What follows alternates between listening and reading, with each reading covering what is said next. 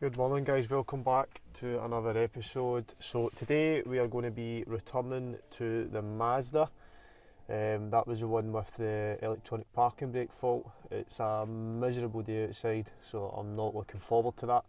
But first things first is we're going to attend a Mitsubishi Canter.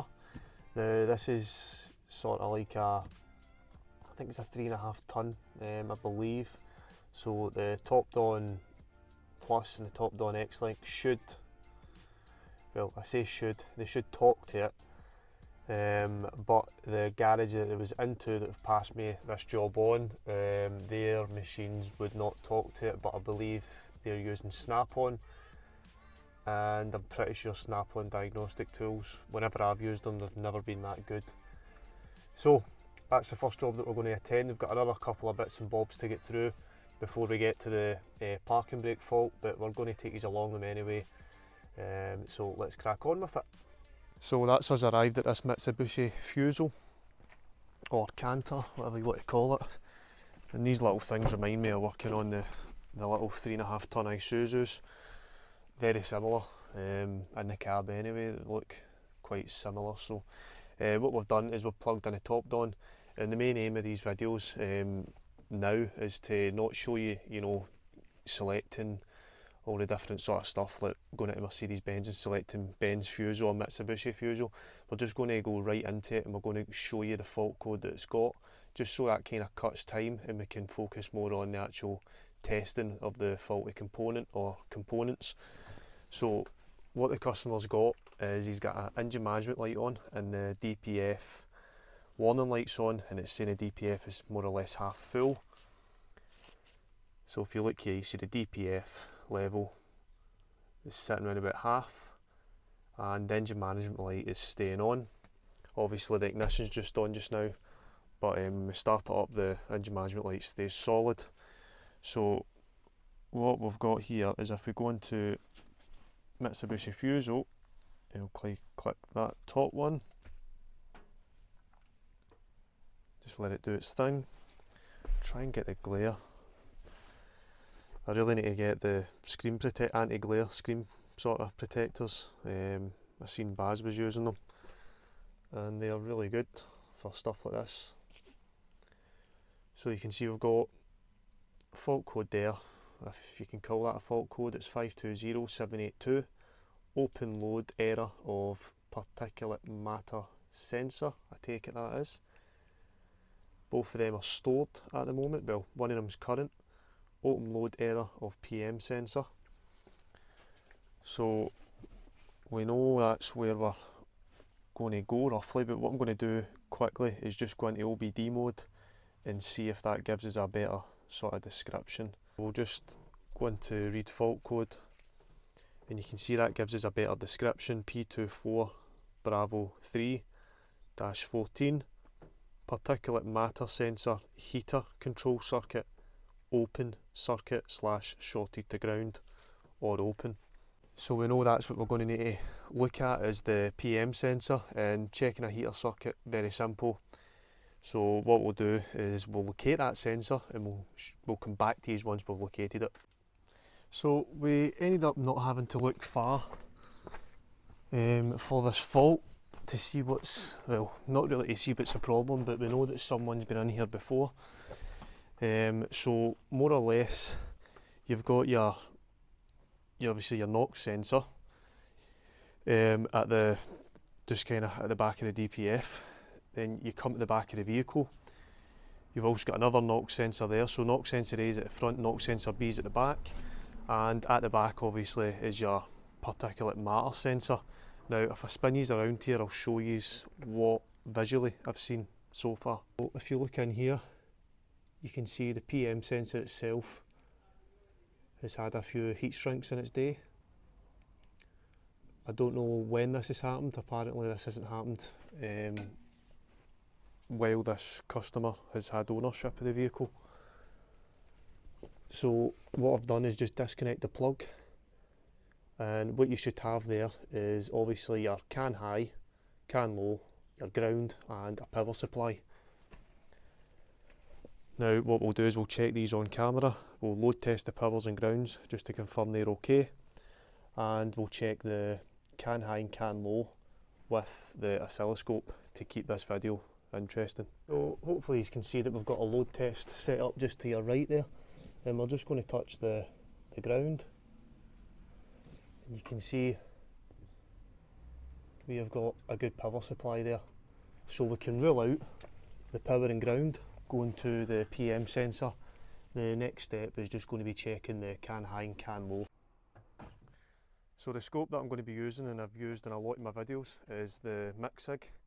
So I've had this for, well, years now. It's a great little handheld tablet, very powerful, and it's actually quite fairly priced for an oscilloscope. Obviously every sort of tool has got its drawbacks, but this one is actually really good. So we're just going to grab one of the leads here, and we're going to set up the scope to check the network. So I've just connected up the scope, and the network I've checked on both is a mirror image, and there's nothing really shooting out on the waveform. Obviously the waveform's got a bit of noise, but that's because of these leads. What happens inside these leads, and they're pretty dear to be honest with you, is inside here, sometimes the solder joints aren't the best, and when you move it you'll get a better waveform. But obviously the CAN network's high speed, so it's capturing what we need to see, and we can confirm that the waveform is good. Kind of in a nutshell, we already knew that the CAN network was okay because we weren't getting any lost communication with particulate matter sensor, so we know that the only fault that we had was on the heater circuit, the actual element. We know that we're getting powers and grounds. Your power's good, load tested. Your ground is good, that's load tested as well. Your CAN network, CAN high and CAN low, that's passed. So we've only got 4 wires there, all the 4 passed out. So we know that we need that sensor replaced. So we'll get a sensor priced up from Mercedes, and then we will hopefully video coming back and fitting it, depending on if we get approval or not. So let's move on to the next one. Thanks for watching this one, hope this was kind of interesting. It is a wee bit of a different thing to work on. I don't really see them often. The Mitsubishis that I see are probably L200s. I don't really see any of these canters or anything like that, so this has been a first in a while. So yeah, what we'll do is we'll move on to the next one, and I'll see you there.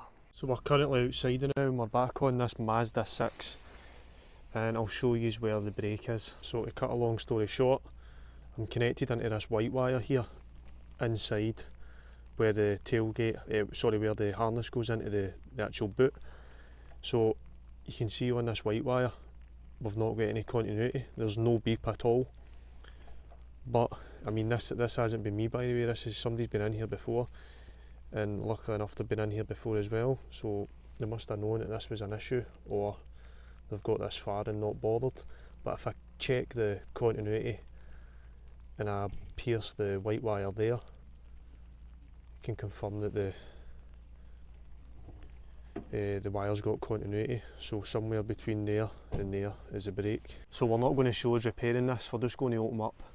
In fact, we're not even going to open up the loom, we're just going to chop it where it's already, the insulation's broke, and just run a new wire in there. Probably going to be about that length, about maybe 6, maybe 7 inches, because it's absolutely pouring down. The part isn't available, the price for the part was like 400 quid, so we're just going to run a wire in there, get it past its MOT and be done with it. So it might look like a bit of a bodge, but at least it's working, or the car would be off the road until the part is available. So let's get it done. So that's the wiring repair done. It's all conduited up, might not look the best. That's not sitting at that angle, by the way, the wires have actually got quite a bit of flex in them. So that's the wiring repair done. Doesn't look the best, but it will do for now.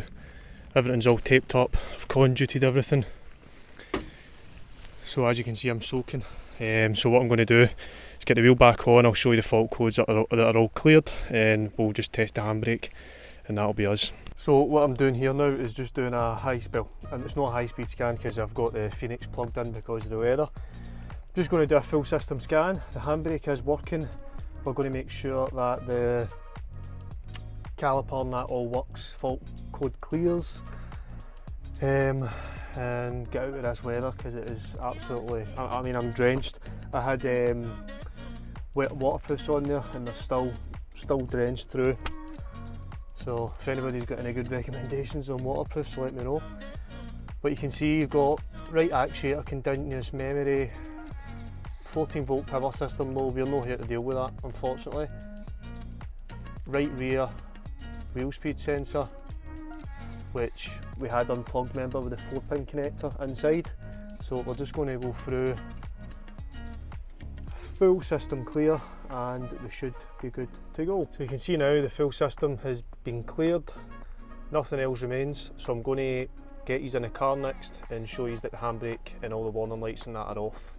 Just turn this radio off. You can see parking brake, disengage. You can see you've not got any warning lights on apart for the TPMS, and you can see the handbrake engages.